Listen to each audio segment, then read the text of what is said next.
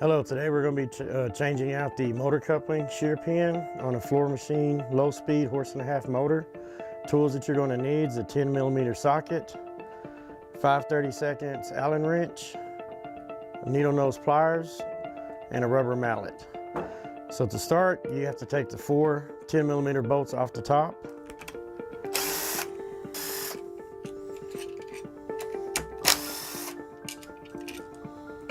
And at this point, what we're going to do is remove the shell from the gearbox. If it is an older motor, then you may need to tap right around the side to break it loose, and then remove the shell. On the top is going to be a wavy spring. You're going to want to keep that there. And then you just grab the armature, pull the armature up. You're going to have 6 5/32 Allen bolts. Just take those out.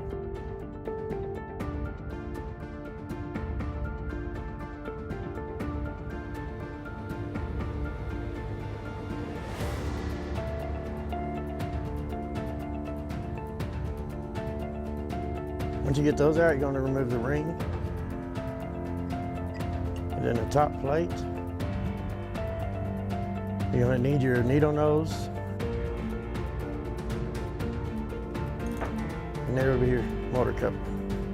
When you put the new one in, you're going to put the retaining ring first, and then just reverse. Put everything back in.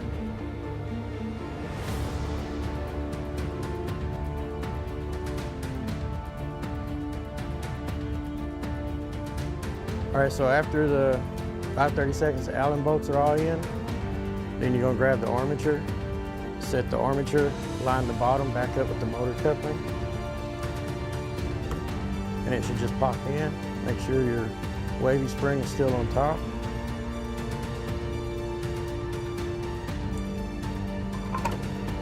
Slide the case back on, or the shell, and then put your 4 bolts back in.